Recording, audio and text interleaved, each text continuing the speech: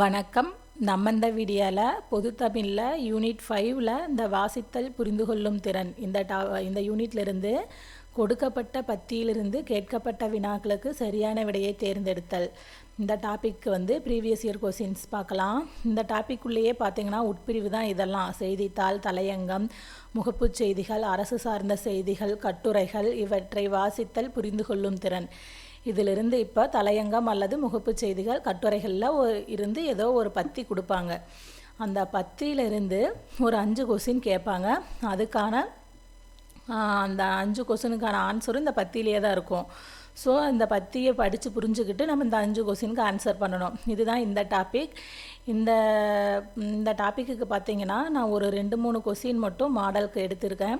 ஏன்னா இது ஈஸியாக தான் இருக்கும். இந்த டாபிக் பொறுத்த வரைக்கும் எப்படின்னா 8 கால் பூச்சிக்கு எத்தனை கால்கள் அந்த மாதிரி டாபிக் தான் இது. ஏன்னா ஒரு பத்தி இங்கே கொடுத்துருக்காங்க. இந்த பத்திக்குள்ளே இருந்து 5 கொஸ்டின் கேட்குறாங்க. அதுக்கான ஆன்சர் இதுக்குள்ளே தான் இருக்குது. இது ஈஸியாக தான் இருக்கும். ஸோ அதனால் உங்கள் டைம் ரொம்ப வேஸ்ட் பண்ண வேண்டாம். இதுக்காக எல்லா கொஸ்டினையும் எடுத்துகிட்டு பார்த்தீங்கன்னா அது ஓட்டம்னா கிட்டத்தட்ட ஒரு 1.5 மணி நேரத்துக்கு மேலே வீடியோ போகும்.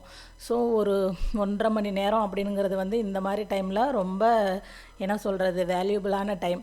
ஸோ இது எப்படி அப்படிங்கிறத நீங்கள் ஒரு 2 கொஸ்டின் பார்த்தாவே உங்களுக்கு புரிஞ்சிடும். அதுக்காக இதில் இருந்து ஒரு 2 கொஸ்டின் அல்லது 3 கொஸ்டின் மட்டும் கொடுக்கலாம் அப்படிங்கிறது ஒரு மாடலுக்காக தெரிஞ்சுக்கணும் அப்படிங்கிறதுக்காக தான் இந்த வீடியோ. இதில் பார்த்தீங்கன்னா ஃபஸ்ட்டு கீழ்கண்ட பத்தியினை படித்து வினாவிற்கான சரியான விடையை தேர்ந்தெடு. மலை என்றதும் குழந்தைகளின் நினைவுக்கு வருவது காகித கப்பல்.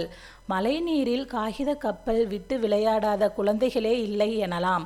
அந்த அளவிற்கு நம் ஆழ்மனதில் கப்பல் இடம்பெற்றுள்ளது. பழங்காலம் முதல் தமிழர்கள் கப்பல் கட்டும் கலையில் சிறந்திருந்ததன் மரபு தொடர்ச்சி என்று இதனை கூறலாம். தமிழர்கள் கப்பல்களை கட்டினர் என்பதற்கும் கப்பல் மூலம் வெளிநாடுகளுக்கு சென்றனர் என்பதற்கும் நம் இலக்கியங்களில் ஏராளமான சான்றுகள் உள்ளன. நமக்கு கிடைத்துள்ள நூல்களிலேயே மிகவும் பழமையானது தொல்காப்பியம். அந்நூல் முன்னீர் வழக்கம் என்று கடற்பயணத்தை குறிப்பிடுகிறது. எனவே தொல்காப்பியர் காலத்திற்கு முன்பே தமிழர்கள் கடல் பயணம் செய்துள்ளனர் என்பதை அறியலாம். இப்போ இதிலிருந்து ஒரு 5 கொஸ்டின் கொடுத்துருப்பாங்க. ஃபஸ்ட்டு கொஸ்டின், மலை என்றதும் குழந்தைகளின் நினைவுக்கு வருவது எது? இதுக்கான ஆன்சர் காகித கப்பல். இங்கேயே இருக்கும் பாருங்கள். மலை என்றதும் குழந்தைகளின் நினைவுக்கு வருவது காகித கப்பல். நெக்ஸ்ட்டு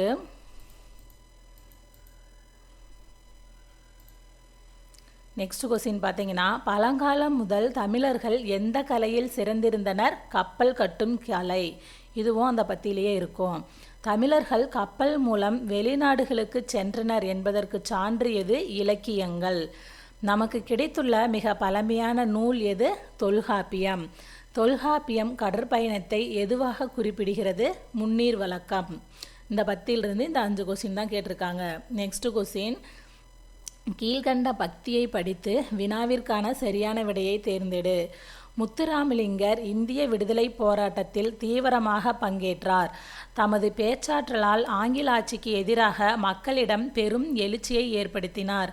மேடைகளில் அவர் ஆற்றிய வீர உரையை கேட்ட மக்கள் ஆங்கில ஆட்சிக்கு எதிராக வீறு கொண்டு எழுந்தனர். அதனால் அச்சமடைந்த ஆங்கில அரசு பலமுறை அவரை கைது செய்து சிறையில் அடைத்தது. மேலும் வாய்ப்பூட்டு சட்டம் மூலம் மேடைகளில் அரசியல் பேசக்கூடாது என்று அவருக்கு தடை விதித்தது. வட இந்தியாவில் வாய்ப்பூட்டு சட்டத்தின்படி பேச தடை விதிக்கப்பட்ட தலைவர் பாலகங்காதர திலகர். அவரை போலவே தென்னாட்டில் அச்சட்டத்திற்கு ஆட்பட்ட தலைவர் முத்துராமலிங்கர் என்பது குறிப்பிடத்தக்கது. இவரது விடுதலை வேட்கையை அறிந்த திருவி கல்யாண சுந்தரனார் தேசியம் காத்த செம்மல் என்று பாராட்டியுள்ளார். முத்துராமலிங்க தேவரை தேசியம் காத்த செம்மல் அப்படின்னு பாராட்டினவர் யாருன்னா திருவி கல்யாண சுந்தரனார். வங்கச்சிங்கம் என்று போற்றப்பட்ட நேதாஜி சுபாஷ் சந்திரபோஸுடன் நெருங்கிய தொடர்பு கொண்டிருந்தார். முத்துராமலிங்கர் பார்த்தீங்கன்னா நேதாஜி சுபாஷ் சந்திரபோஸுடன் நெருங்கிய தொடர்பு கொண்டிருந்திருக்காரு. இந்த பத்தியிலிருந்து ஒரு 5 கொஸ்டின் கொடுத்துருக்காங்க. ஃபஸ்ட்டு, விடுதலை போரில் பங்கேற்றவர் முத்துராமலிங்கர். இங்கே இருக்கும் பாருங்கள். இந்திய விடுதலை போராட்டத்தில் தீவிரமாக பங்கேற்றார். அவர் உரையை கேட்ட ஆங்கில அரசு செய்த செயல் சிறையில் அடைத்தது.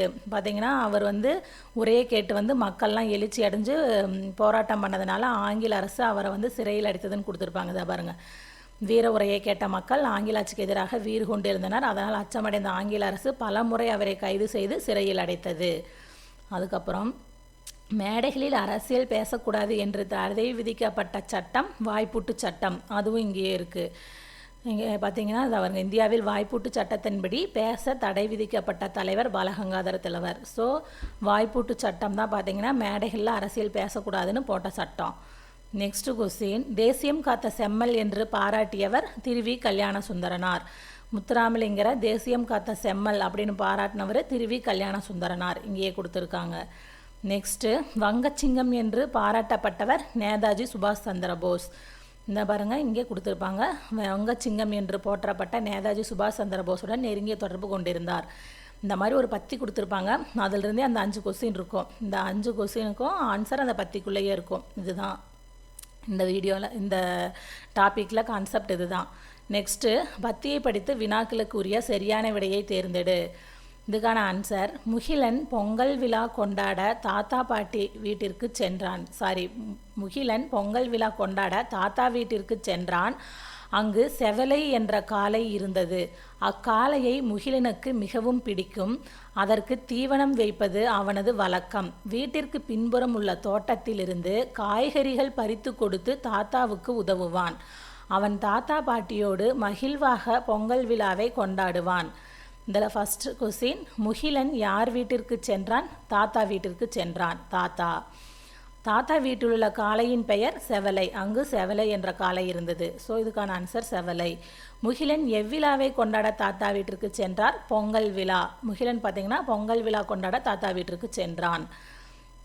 முகிலன் தோட்டத்திலிருந்து எதை பறித்து கொடுத்து தாத்தாவுக்கு உதவுவான்? காய்கறிகள்.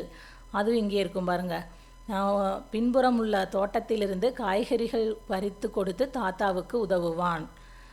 நெக்ஸ்ட் கொஸ்டின், செவலை என்பது எதை குறிக்கிறது? காளை.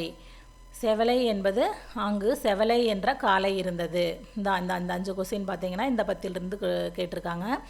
இந்த மாதிரி தான் இந்த டாப்பிக்கில் கொஸ்டின்ஸ் கேட்பாங்க. ஒவ்வொரு பத்தியும் கொடுத்துட்டு அந்த பத்தியிலிருந்து 5 கொஸ்டின் கேட்பாங்க.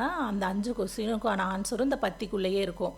இது ரொம்ப ஈஸி தான். ஸோ இதுக்காக எல்லா கொஸ்டினும் போட்டு ஒரு மணி நேரம் 1.5 மணி நேரத்துக்கு மேலே உங்கள் டைமை வேஸ்ட் பண்ண வேண்டாம் அப்படிங்கிறதுக்காக இந்த டாபிக் இப்படி தான் இருக்கும் அப்படிங்கிற ஒரு எக்ஸாம்பிளுக்காக இந்த 3 கொஸ்டின் கொடுத்துருக்கேன். இந்த வீடியோ உங்களுக்கு யூஸ்ஃபுல்லாக இருக்கும்னு நம்புகிறேன். நெக்ஸ்ட் வீடியோவில் பார்க்கலாம். நன்றி, வணக்கம்.